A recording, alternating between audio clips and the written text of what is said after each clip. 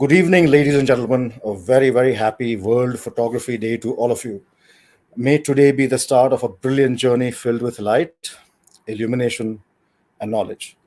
In that light, welcome to the Sigma 60th anniversary series of webinars. Today's topic is wedding photography, and we are here with a few very interesting guests to talk about it. But before I introduce you to them, let's go back a bit in time. 182 years ago, there was a culmination of a fantastic race. And this was the race to perfect the invention of photography by several brilliant minds. This was a race with a lot of emotion and intrigue involved, but there can only be one winner. The invention of photography, in particular the daguerreotype by Louis-Jacques Daguerre, who had worked alongside Nicéphore Niepce, stunned all the journalists and the academicians who witnessed it for the first time at the French Academy of Sciences. Exactly on this day, 182 years ago, the invention was gifted to the world by the government of France. And on this day, as photographers, we must always be grateful for that gift. The daguerreotype is a process by which a positive image was permanently captured onto a polished silvered sheet of copper. This image was very delicate and could be easily scratched off, but it was splendid in tone. It was splendid in detail, even by today's standards. And things only got better after that. This began another race of sorts, and that is often not spoken about. But when you have the possibilities of capturing brilliant detail, what is really required is brilliant optics. And the race with optics and cameras is one in which events are still unfolding today. 60 years ago, Sigma made its entry felt in the photographic landscape. The birth of Sigma itself is a fantastic, interesting story. But soon after its inception, Sigma started making its presence felt in the world of lenses and cameras. Sigma has been innovating for photographers ever since, and especially so in the last 2 decades. Before we take a deep dive into wedding photography, please join me in welcoming Mr. Anant Seshan, the founder and director of Shetala Agencies, representing Sigma in India. And he's also a close friend on a very personal level. Mr. Seshan, welcome. Over to you. Thank you, Madhavan. Thank you, Badri. Wishing everyone a good afternoon, and it's a pleasure to commemorate World Photography Day with this webinar. We are the distributors of Sigma in India for the last 15 years. We have had the pleasure and honor of being with Sigma in their journey to become one of the leading premium brands in India and the world. Since 2012, Sigma reinvented their image to give us their art, contemporary, sports segregation of their lens lineup. That was really a very moving moment for the world as well as for Sigma. And in 2016, Sigma added their Cine lens and became a serious Cine segment brand. In 2019, Sigma introduces the FP camera, a still Cine compact camera. The Sigma business has been an extremely exciting journey for us. Sigma continues to give innovative new products with cutting-edge technology at affordable prices. India photo industry perceives Sigma as a leading premium brand, and the Indian Cine industry also has accepted Sigma as a serious Cine lens contributor towards Indian cinema. And Indian cinema is really the litmus test for any Cine product lineup. Sigma, to be a premium Cine brand, it required a lot of work to get them accepted by the Indian segment, but it really proved the optics of Sigma, because the Cine sector is one of those who really look very, very closely at the lenses. Sigma continues to give us new products every year, creating and maintaining its position in product excellence. I thank you all for being with us today, and it's always an exciting journey with all Sigma products, and I hope Sigma products also brings joy and great photography experience for all of you. Thank you, Madhavan.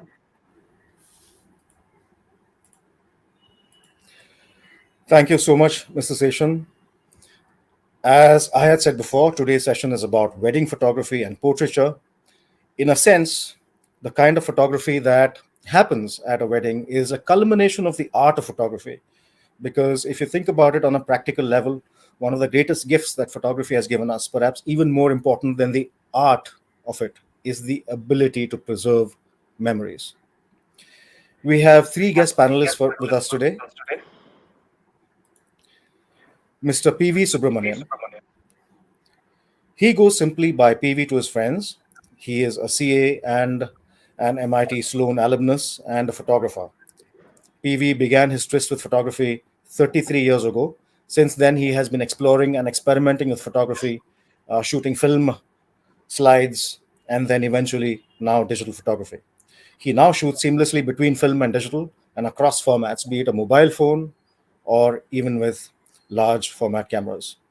After shooting almost all genres through his formative years, he is currently specializing in weddings and portraiture. His most current experiment is with an age-old analog printing process, namely platinum palladium printing. PV believes in simplicity and minimalism when it comes to photography. He has conducted many workshops independently and in association with world-leading brands. PV is also the founder of kitkarma.com, India's first safe peer-to-peer photo video equipment sharing platform. He has represented brands such as Ilford Films, Profoto, and he represents Sigma here today. Can we have the show reel for Mr. PV Subramanian, please?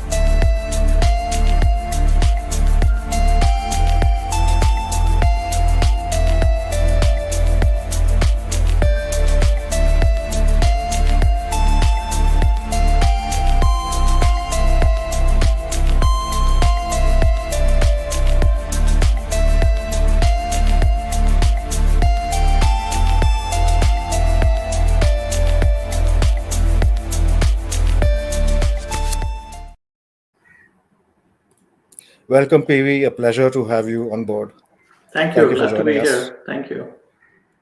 So, before we move to our next panelist, here's a quick question for you, PV. From a CA and MIT Sloan to photography. So, how did this transition take place, and when did your journey with Sigma begin? Interesting question. Actually, it's the other way. From photography, how did I get into CA because photography started Okay. in 1988 when I was in school, right? So at that time, I had no clue what I wanted to become. Not that I have right now, but yeah. So photography started first, and that has always continued. So well, I come from a small town, Jamshedpur, and in the 90s, early 90s, you pretty much had three options. You either became a doctor, engineer, or a CA. You know that's those were pretty much the only options there. So I chose CA, and then it happened. And then, of course, MIT happened much later as an exec after working for almost 15, 16 years in the corporate scheme of things.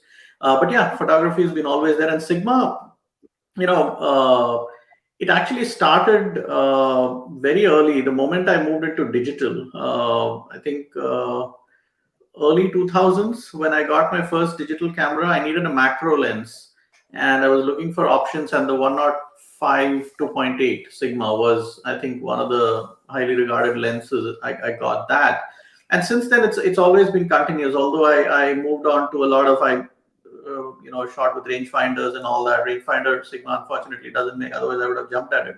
But pretty much whenever I've used, either the Canons or the Sonys, always had one or two Sigma lenses. Right now, I shoot Panasonic, the L mount, and those are just gems of lenses. So I have the 35 f2 and the 135 1.8. Yeah, so Sigma has been there, and of course, I've shot with the FP, and I also have a platinum palladium print here, which was printed out of an FP file. So yeah, that's been the journey with Sigma.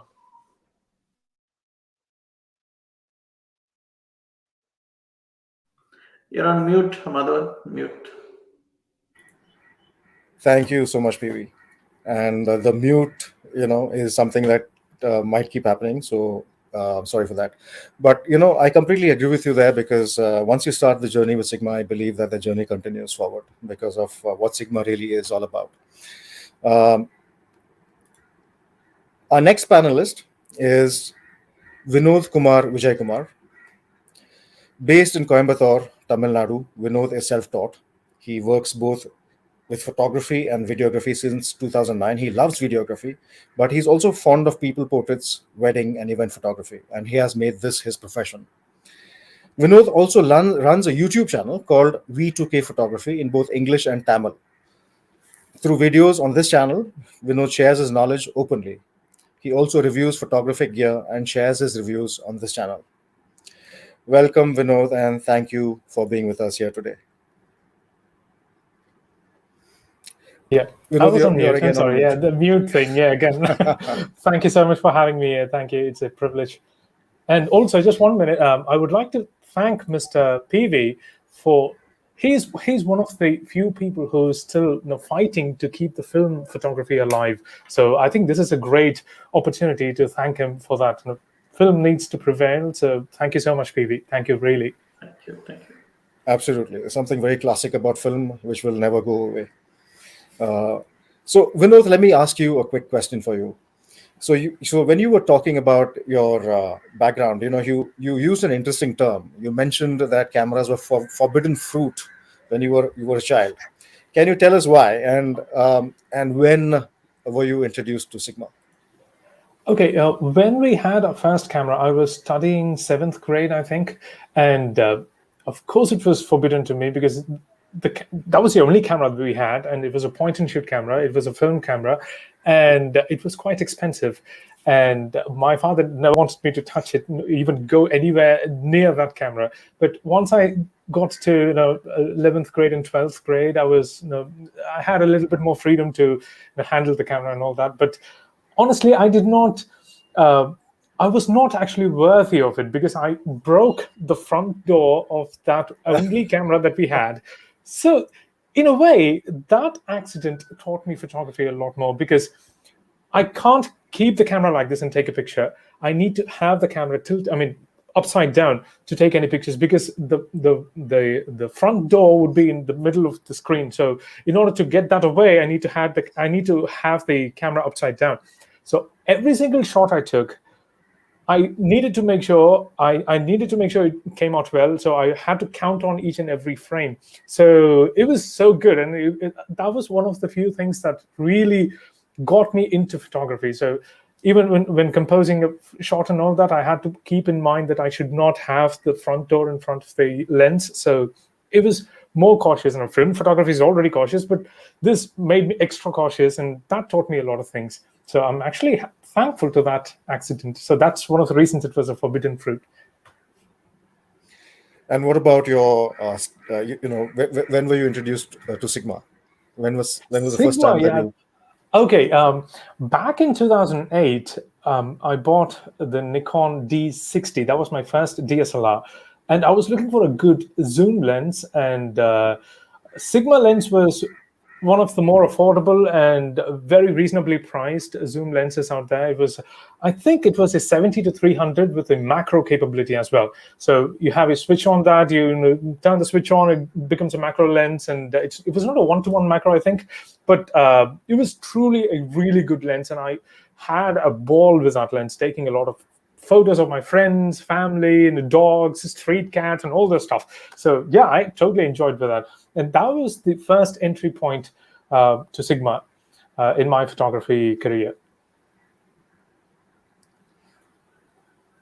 Okay, this is for the entire audience. During the course of this webinar, if you would like to ask a question as a viewer, please type out your question in the comment section. And the most relevant questions will be asked to the panel live during this webinar. So please do keep your questions in mind and type them out into the comment section. Our third guest today is Mr. P. Suresh Kumar. Suresh is the technical and sales head for Shetala Agencies, and he has 20 years of experience in handling photographic equipment. He has excellent technical knowledge about Sigma products in particular, having experienced Sigma as a brand for many, many years.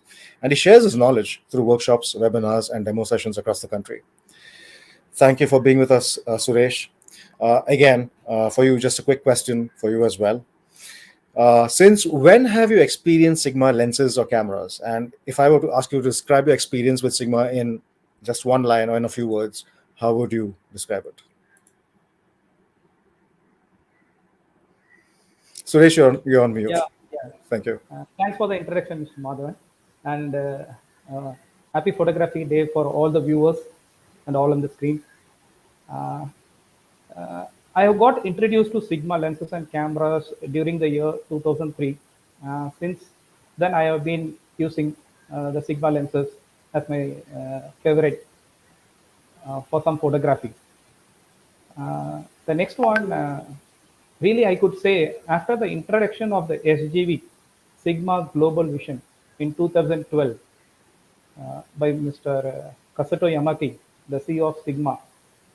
Sigma evolved to the different level in photographic sector, introducing new lenses, which are really mind-blowing. I can say especially the arts and sports category. If you could ask which is your favorite, I can say 105 f1.4 bokeh master and the new 150-600 sports Sony and L mount will be my favorite. And thanks for it.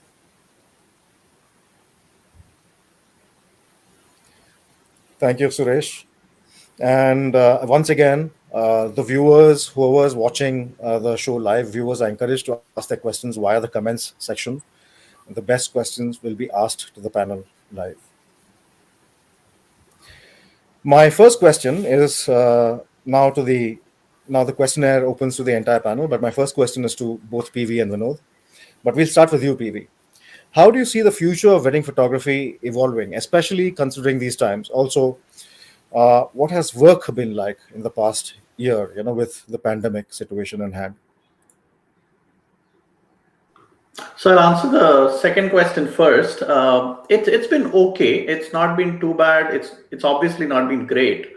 I think the numbers have come down, but what has also happened is the whole grandeur behind weddings has come down. Indian weddings especially, I think, is all about grandeur. It's all about thousands of people, big big venues and that kind of stuff. So that has kind of changed, and therefore in a way budgets also, because they always see the budgets for photography typically as a percentage of their overall budget. So when the overall budget comes down, the photography budget kind of they feel should go down, although if you see the work of a photographer, that doesn't change much. The amount of time I have to spend is the same, but the budgets kind of, obviously there is always a point that comes up that, hey, can the price be negotiated? So that's the change that has happened during the pandemic. Now, as far I think the first one was the future, right? Right. Yeah. Talking about the future of photography. Yeah. So I think I've been now shooting weddings since about 2010-11, right? I think the lots of changes already in the last decade, and I think one of the things which is good, at the same time not so good, is the lack of entry barriers, right, in the wedding photography space.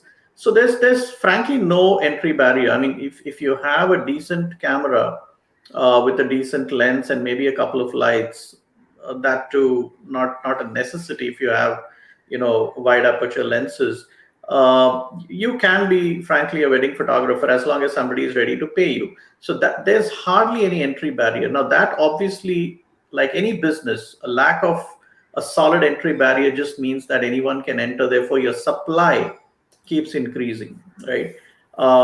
While demand also has been increasing, but at some point now, things like the pandemic and other things, the whole I don't know, are they Gen X or Gen Y or Gen Z? I don't know. I mean, guys who are getting married now are becoming very conscious of the fact of how much they are spending, and that's going to continue. So there are the changes that are happening already are people, like I've got a few people saying, my friends are going to shoot the wedding, and even if it's with phones or just normal cameras, we are going to create a pool. They're going to upload all the pictures in the cloud, and we're going to pick those for our album or whatever, right? So a lot of those changes will happen.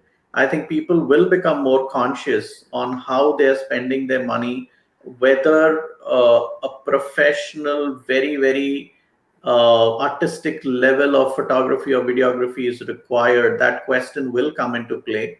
I think budgets will be cut. Uh, of course, again, there are different segments of customers. There will always be that segment of customers who splurge. That will always exist. There will also always be a middle tier, and then there will be a very, very budget conscious tier. So, as a photographer, I think what is important, especially as a wedding photographer, is to peg yourself and understand which market segment you want to play in.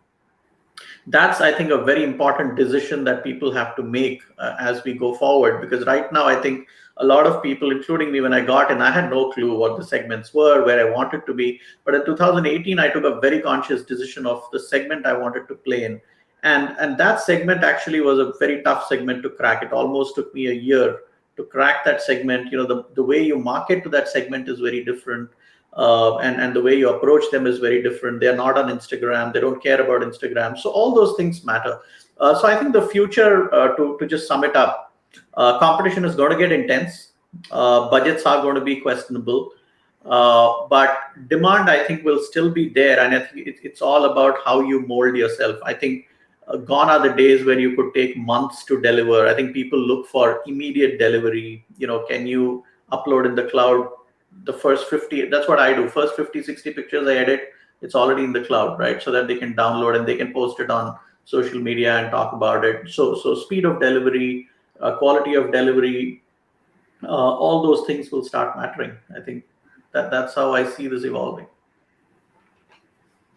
I think a big change also is that the younger generation are making a lot of decisions by themselves, where Yes. in the past these decisions were earlier made by, let's say, parents or by others. But now I think the younger generation is making a conscious choice in the kind of photographer that they want for weddings. Vinod, if I were to ask you the same question, what would you say? What would be the future of wedding photography, and how did the pandemic treat you? Yeah, the pandemic has hit us all really, really bad, and it did not leave me as well. So even today, I had to say no to about 6, 7 weddings when I'm in India. So I had to totally say no to it. And when I was in the US, like PV said, the numbers were shrinking so badly, and we were having weddings with 10 people, 15 people at max, and that was completely a different ball game.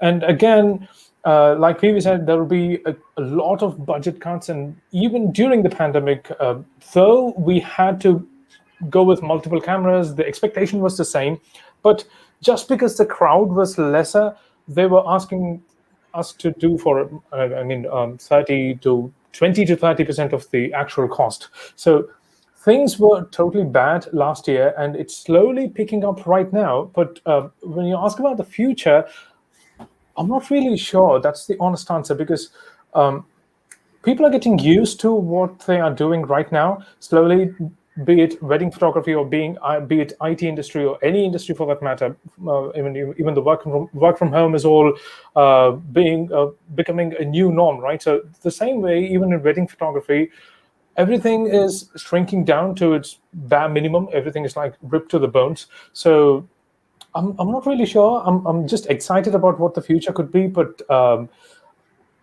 it would not be so colorful, is what I think. So that's my opinion about the future of wedding photography.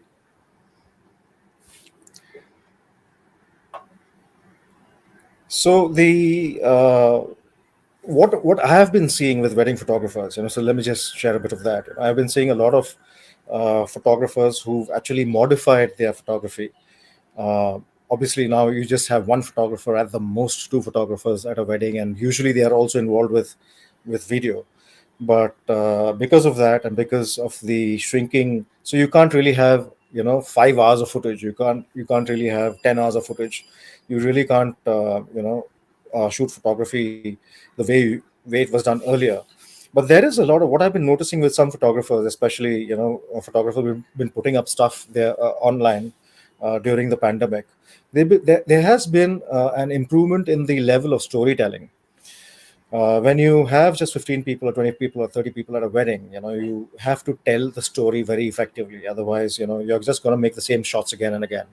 But that is something that that I've noticed, and it's actually quite nice to see that there are photographers who are making use of the situation to actually evolve, and they are wedding photography. So the next question, speaking of evolution, the next question is to you, Vinod. You're self-taught. A lot of us are self-taught, but you have successfully navigated both a personal space and a commercial space. What advice would you give a photographer who's starting out now? Advice to new photographers? To a new photographer who's starting Okay. out now. Okay. These are the things that just pops into my mind. I would say find a good mentor. That would be the first thing to do. How would you know if he or she is a good mentor?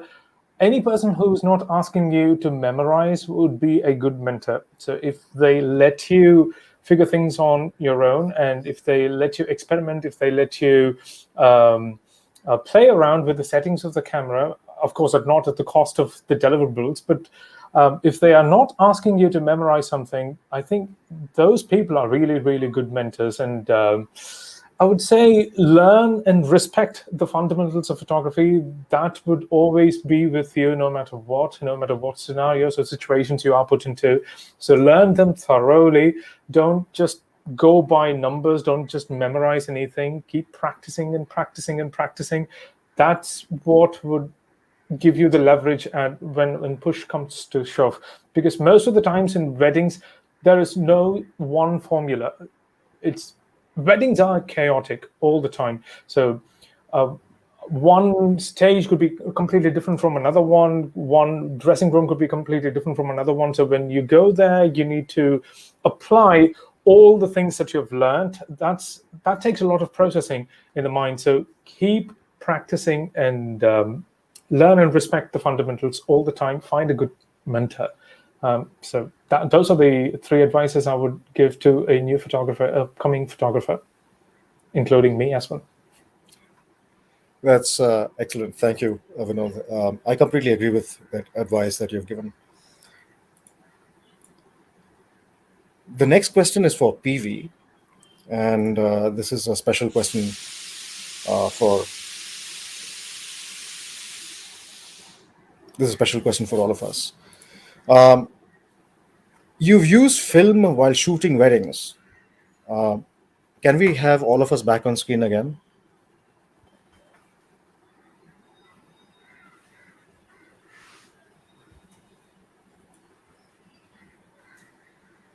Everybody seems to like me. I don't know. Yeah, I think so. Absolutely. So what we are going to do is I'm going to ask you a question so that Yeah. So PV, I'm going to come to you immediately after this. Sure. Oh, there. But again, let me ask you about Vinod about the kind of there we are back. So I'll continue with PV because there is a relationship between the questions that I asked Vinod, and so this one is for you, PV. You've been shooting film with wedding photography. Sometimes you mentioned that you even use large format and manual focus. So how practical and challenging is this? Does digital come in at all when you work with film? Yeah, so that was the whole point of being seamless, right? I think at some point, and I know this is not easy as a beginner. It takes a few years, a lot of years actually. But I think at some point you converge and realize that the medium actually is irrelevant, right? What becomes relevant is the moments you're able to capture and the story you're able to tell.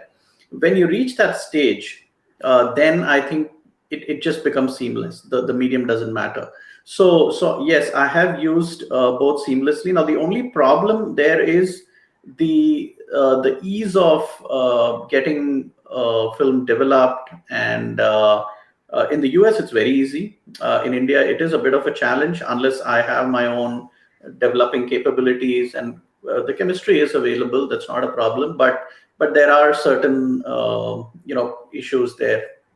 So if that problem can be solved, And I know Srishti is kind of getting Ilford chemicals and all that available. So if you take away that, I think from a pure shooting perspective, I don't think it's a problem at all. You can, if you understand exposure, if you understand composition, light and contrast, I think you can just, and you anticipate. I think the biggest thing here is anticipation, which brings me to the manual focus thing you spoke about for the last almost since 2013, 14. And it actually happened by chance because I got this Sony camera in 2013, and Sony at that time when they launched, I think I was the first person to get the Sony A7R in India, 2013 late. They didn't have good lenses at that time. They just had that 55 1.8 and some other lens, a 35 or something like that. So then I bought my first set of Leica lenses, and obviously Leica was, manual focus. So I trained myself to, of course, I had shot manual focus long back in the 90s. So it kind of, there was a little bit of muscle memory there. So it actually, for me, it was a liberation. It was fairly liberating because, in autofocus cameras, you have to focus and then recompose, right? Especially if you don't, nowadays, of course, you have plenty of focus points all over the screen, but it was not like that then, right? So you had to focus and then recompose. And when you did that, there was a fair chance you either missed focus because the subject, especially in weddings, the subject moved, or, you just were not able to nail focus. Now that problem went off with manual focus because first I was composing my shot and then focusing, right? And then mirrorless cameras got this whole focus peaking ability. So that became much easier. Of course, I've done this in rangefinder also, but it became much easier with digital cameras because, the focus peaking was there. So manual focus is not a problem at all. And if you are using wide lenses, you understand zone focusing, it's simple, it's very easy. And I would actually recommend, there are situations where you have to go manual because let's say you're the flowers are being thrown and you want to focus on the flowers and not on the person. If you want to focus on fire, how the hell will you autofocus on fire, right? You can't. So manual focus comes, is the savior. So yeah, that's large format, of course, was few and far in between, just for a couple portraits or something. It's not practical to use as a run and gun, but yeah, a couple portraits and stuff. But I think the biggest issue there is the appreciation for that particular medium. I think that I use it only when I know the clients are going to appreciate something like that. Otherwise, it just becomes a gimmick, right? There's no major fruit out of that. So if I see the couple kind of understand, they have a little bit of that sensibilities around what medium is being used and why that medium is being used, then I go for it. I think that the question of manual focus is actually quite an interesting one, and something that can, I've always believed that when you actually move manual focus, you're set free. Mm-hmm. It sets you free from a lot of distraction. Yes. Of handling the equipment. But we have an interesting question that is coming from one of our viewers, and it also relates to the next question I want to ask you. If you are a wedding photographer, what is the kind of gear that you are expected to have in your arsenal? So this is a question that is going to go to both of you, PV and Vinod. What is the kind of gear that you have with you when you shoot weddings? May I go first, PV?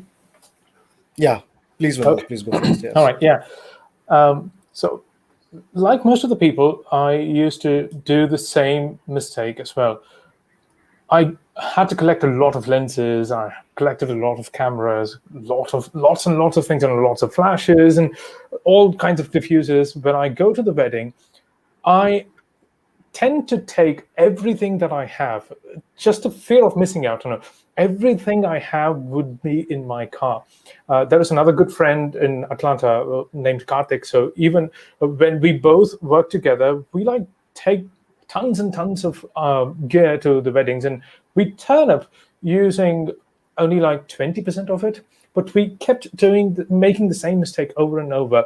But for a successful wedding photography or even videography, I think just 2 prime lenses would be totally sufficient. One is a 35-85 or even a 24-50. And like PV said, People used to say this, the minimalism. When you are restricted to something, that's when you really truly open up. So rather than taking a lot of gear with you, I would say be minimal and work around what you have at the weddings, because like I told you already, weddings are totally chaotic, and even if you plan so well, at that point in time, we would forget a lot of things, and also we would be in a dilemma to use which lens where, which camera where. Do we need to really use this camera? Do we need to use this gimbal and all those stuff? So when the concentration goes on to the gear, the happenings are already happening. We are missing out on that. So that is something that we need to avoid, and that is a hard lesson I learned back in Atlanta. So I would use that here as well. That is one of the things I do when I go to a wedding. So have minimal gear as much as possible.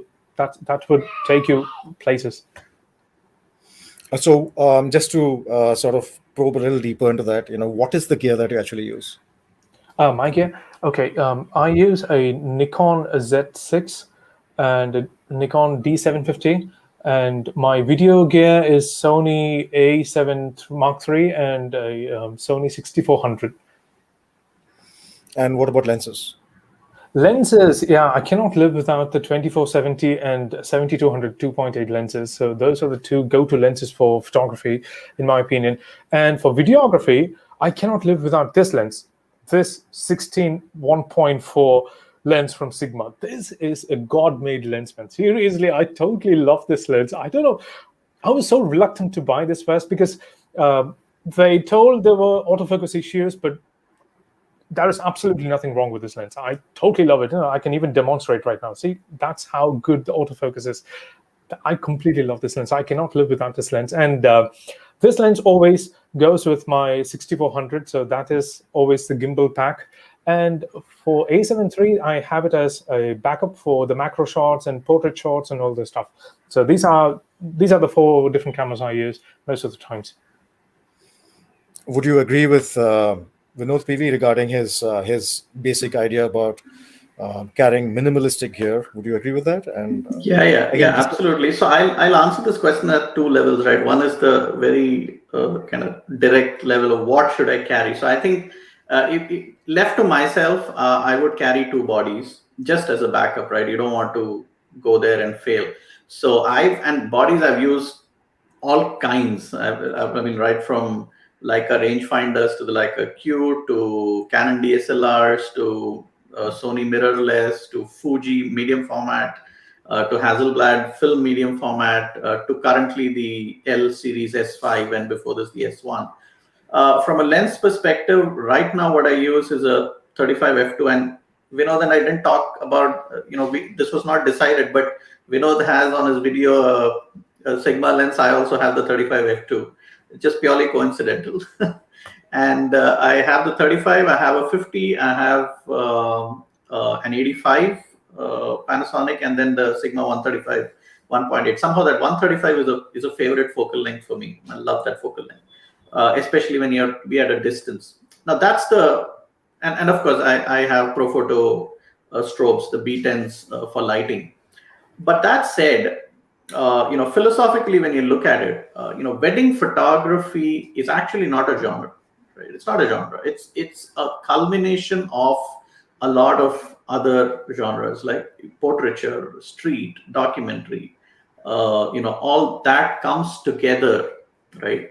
So depending on your style and depending on the wedding and why it is important, and wedding photography is not easy because you need to know pretty much all these genres to do justice to the type of wedding you're going and shooting. So there was this wedding we shot in Rajahmundry, all colorful houses, blue, yellow, red kind of houses, and absolutely chaotic and all kinds of stuff happening. We just transformed into more of a street photography kind of genre, right? Just documenting what's happening, the chaos. But then you have a Bangalore Palace wedding, you have to show the glitz and glamour. You have to have those bouquet shots, right? Typically. So the moment you step into that arena, that space, and you understand, looking at the situation, what style you want to shoot, then your equipment gets decided. So it's not like I will always carry an 85 and I will always have this. So if you know what's going to happen, how it's going to look, you could actually shoot a wedding with just a 24 or a 28 and a 35 or a 28 and a 50. Or you could do a combo of 50, 85 and 135 for all you know. So for me, that's what decides the equipment, right? What is the style I'm going to do in that particular situation, and what is the type of wedding I'm going to cover. If and that's why I gather a lot of knowledge well beforehand. What's the style, what is the decor, where are you guys going to do this event, that event, is it a home, if it's in a home, how big are the rooms, are you going to do indoor, outdoor? So once you have that knowledge, I think the equipment choice becomes much easier, and you don't have to carry everything. I think most of us carry everything because we want to be prepared for the unexpected, right? So gathering information beforehand helps you to avoid that surprise. So do you actually do a recce? Do you actually meet the family? Do you go to the places or the venues? How do you If possible, yes. If possible, somebody from the team will go and do a recce. If not possible, nowadays the good thing is phone pictures, WhatsApp is so just ask them for, like, even if you're going for a couple shoot, I make sure they send me the pictures of the attire they're going to wear. And the problem with Indian weddings, they'll put those LED lights in that backdrop, right? And your backdrop is going to be blown all the time. So I tell them I need pictures of the backdrop. I need pictures of the, at least a mock-up, or I talk to the decorator. I talk to the guys and ask them, what color is it going to be? Are you going to put LED lights? I don't want those lights. So how the lighting is going to be. So all that, I think, goes a long way in, especially for when you're doing wedding filming, right? Photography, at least you can kind of do something, but when you're doing filming, it becomes virtually impossible to manage a lot of things in post. PV, that's great advice. For all those who are watching, and if you're into wedding and photography, event photography, I think this is excellent advice. My next question is actually for Suresh. Sorry, Suresh, I've been waiting to ask you this question, and it's an important question that I would like to ask. So Sigma is known now as a premium lens brand worldwide. It is no longer, just a third-party lens brand. It is a premium lens brand. So this is for you, Suresh. Can you tell us a bit more about Sigma's latest lenses, especially for wedding photographers, and also a little on the innovations that Sigma has made with lenses? Yes, for this, Madhavan, I like to connect with my slide presentation.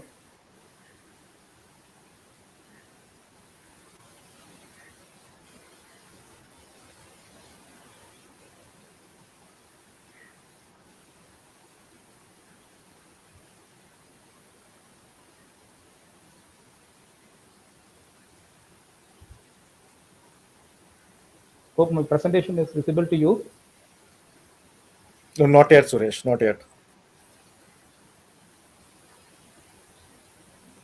Is that my presentation is clear? Yes. So Yes. this can be taken full screen, Nathan, if that is possible. Yes.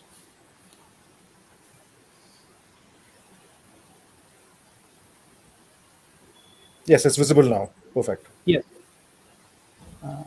Thank you, Nitin. So Sigma history starts from 1960, but I'm not going to bore you going deep into that.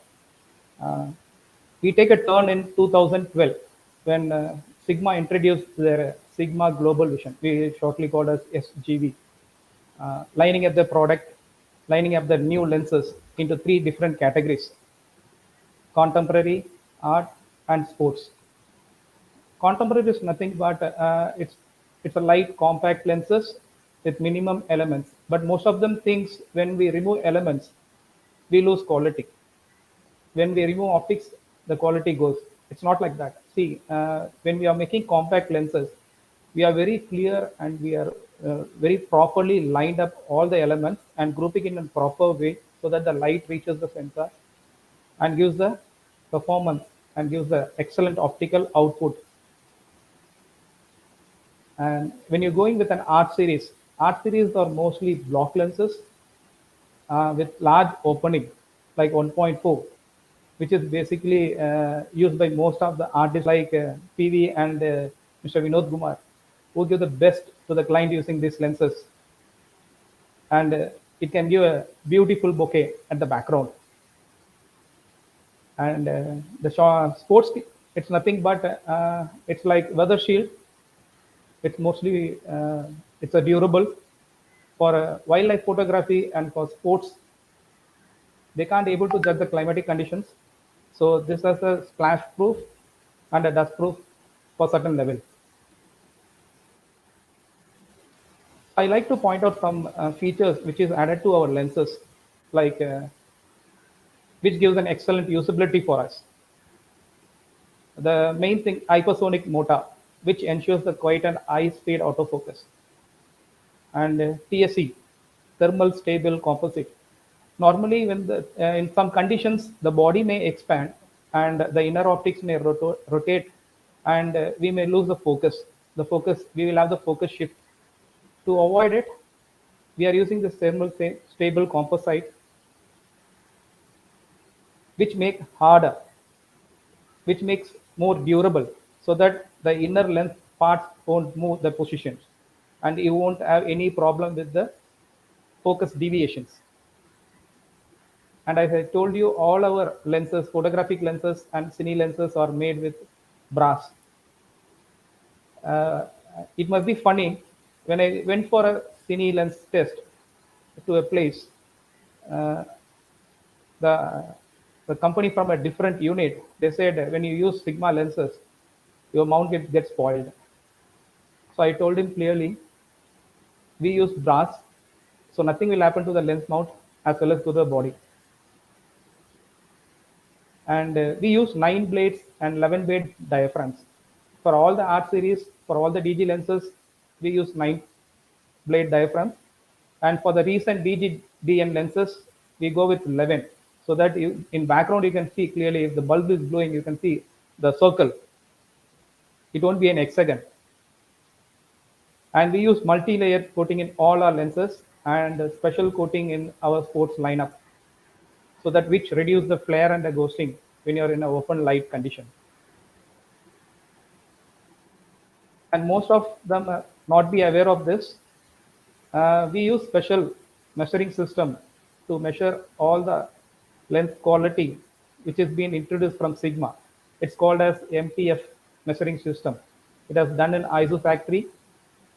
It's modulation transfer function. We test each and every lens which comes out of the factory before shipping with 46 megapixels fovea direct image sensor, so that the quality control can inspect the lens and find out each and every detail before it has been shipped. And these are the 10 lineups we have from 14 to 135. We cover the full wide to utmost tele with all large openings. So everyone is aware of this.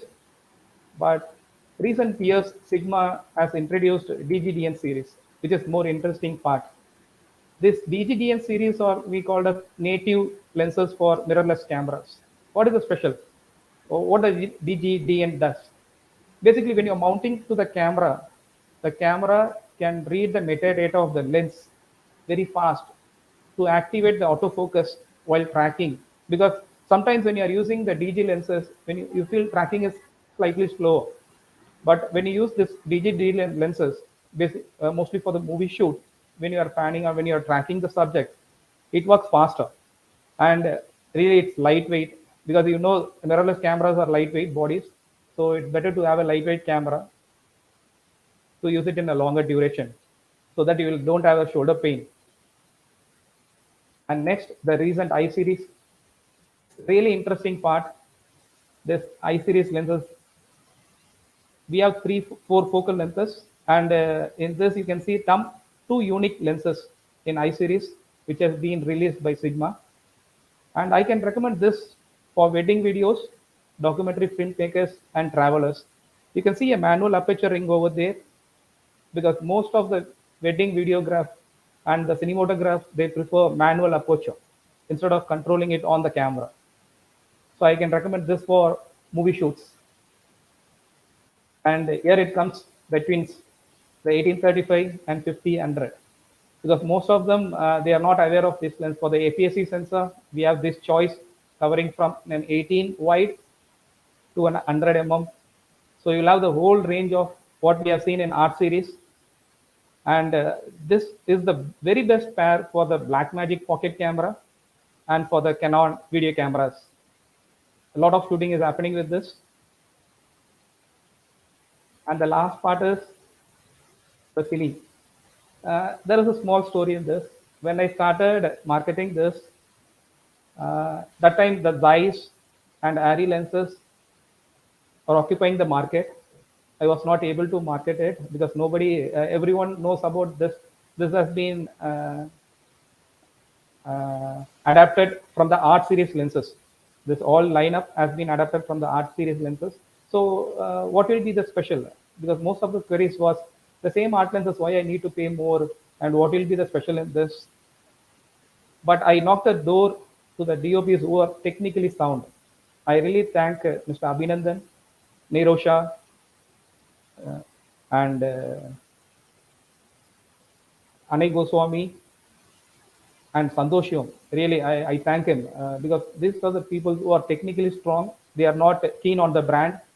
They want to try out something new, which is technically strong in the specifications and with the best optical performance. Because they are aware of Sigma lenses, because they are used to have tried our R series lenses. So immediately they said okay, and they have given some blockbusters to us. And I can say proudly now the Mr.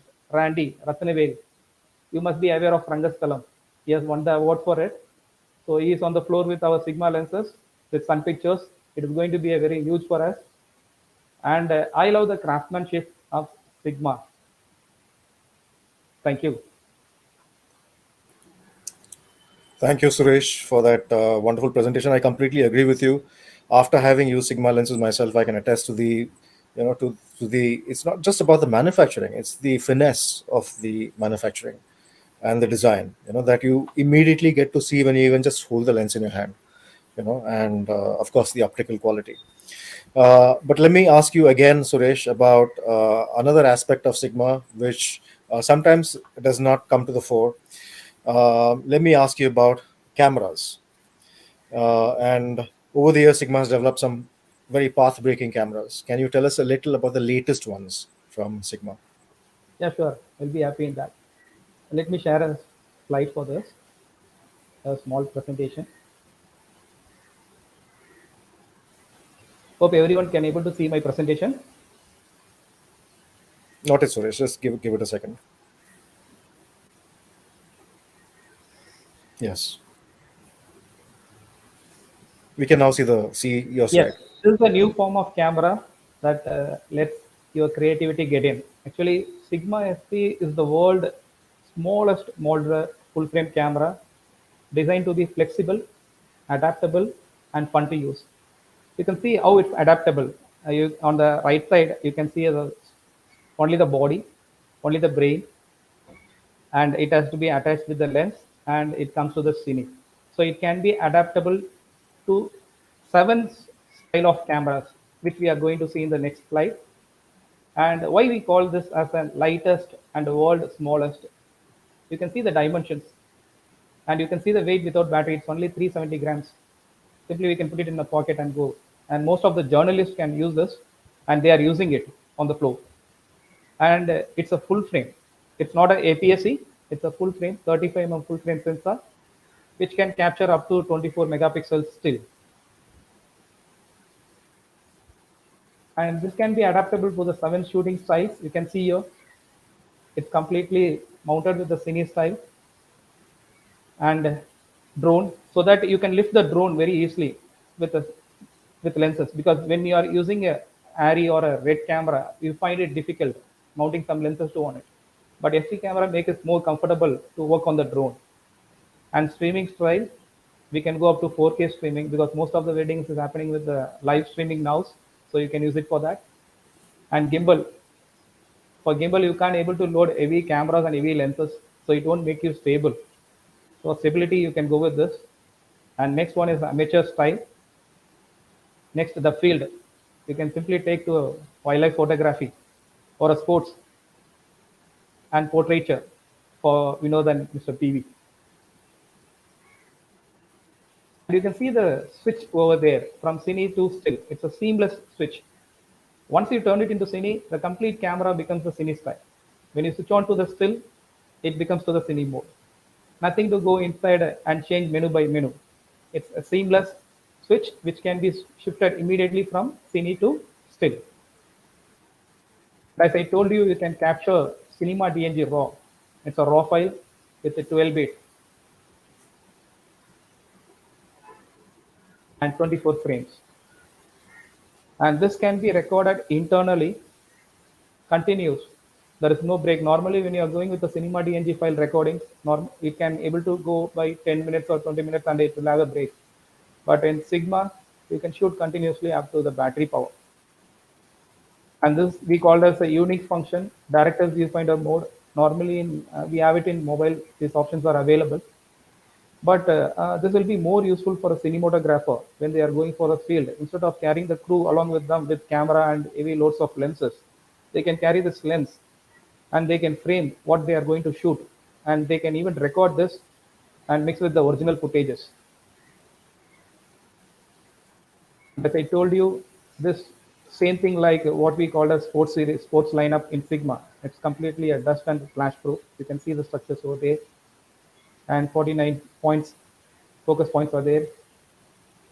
And most of them are not aware of these accessories called MC31 because you say that FP is a cine style camera, but how I can use the cine lenses into that, cinema lenses, how I can able to adapt it. So there is a choice, there is an option for it.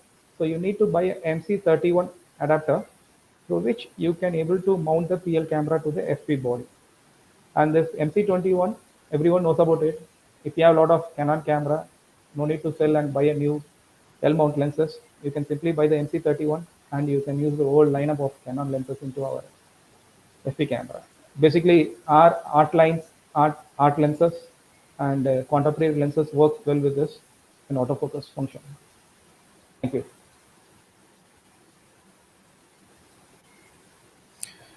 Nathan, can we have the... Yeah, and it's better to have a small video so that everyone understands how it's adaptable to all the segments.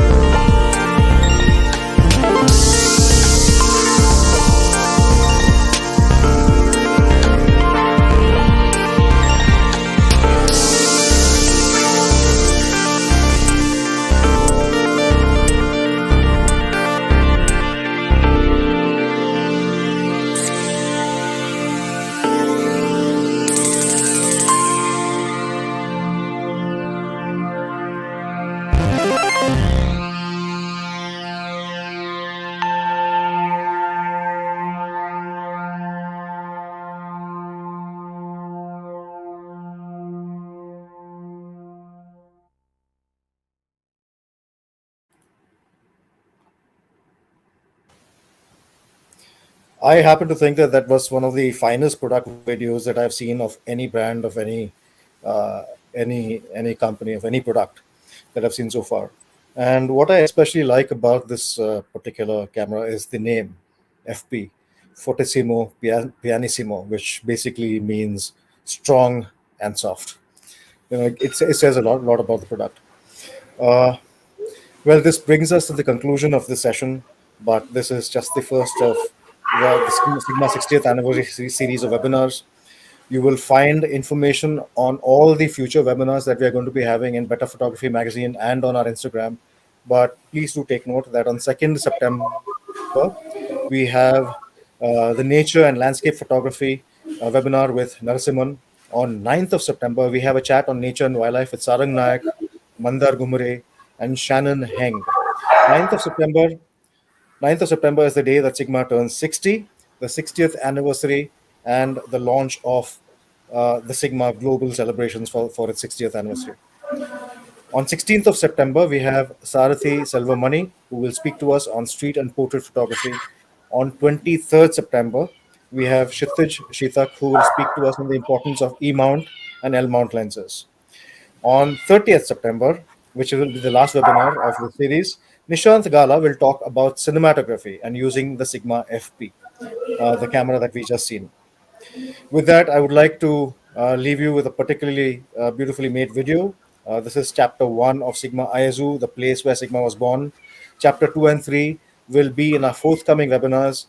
A big thank you to all our panelists and to all of you who are watching and who are Thank you. tuning in. Have a wonderful evening ahead, and thank you to all of you.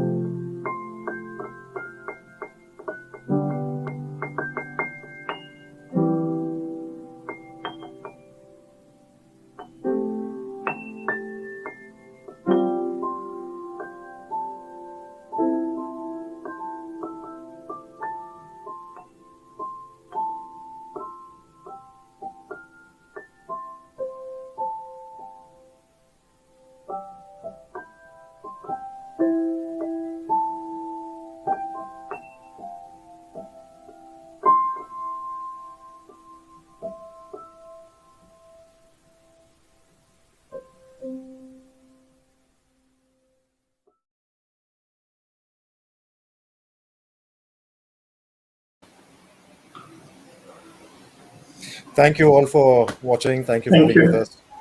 Thank you, Vinod. Thank you. Thank you, PV. Thank you, Thank Madhav. you so Thank much. you. Thank you. Bye-bye. Bye to all the Thank you. viewers. Bye. Bye.